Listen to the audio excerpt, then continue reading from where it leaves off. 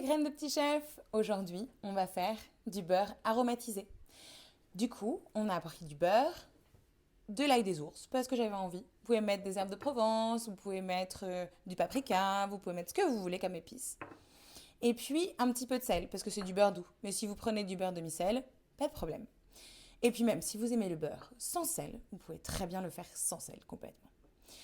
Avant de commencer, qu'est-ce qu'on fait? On s'attache les cheveux et on se lave les mains. Quand tu vois petit Alfred dans le rond vert, ça veut dire que tu peux faire cette étape tout seul. On va commencer par couper le beurre. Il faut que le beurre soit resté un petit peu dehors et qu'il soit un petit peu mou.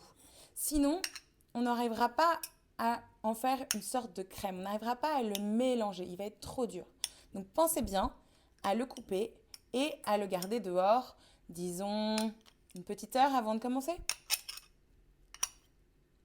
Je le mets dans le bol et j'ai choisi aujourd'hui de prendre une spatule plutôt qu'une cuillère en bois. Mais les deux sont faisables. J'ai mis le beurre en morceaux, je verse l'ail des ours et le sel. Et maintenant, tout le jeu va être d'appuyer sur le beurre pour le rendre bien mou et qu'il se mélange. On commence à voir un petit peu les différents ingrédients se mélanger les uns aux autres. Regardez, ça commence à se mélanger. Vous savez, si vous faites votre beurre vous-même, comme vous pourrez voir dans les recettes du livre, eh bien, ce sera encore plus facile parce qu'il sera juste chaud d'avoir été créé. Ça y est, le beurre est bien mélangé. Je peux en faire une petite boule. Si vous n'avez pas peur, utilisez vos mains comme elles sont propres.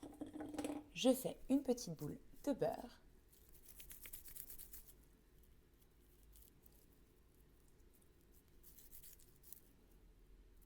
Regardez comme il est joli.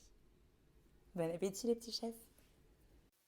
Tu peux le servir sur de la baguette ou des toasts, ou encore dans un sandwich pour le pique-nique. Tu peux le faire fondre sur du poisson ou de la viande. Tu viens de découvrir le livre Croque-mi et croque-moi, de la graine à l'assiette.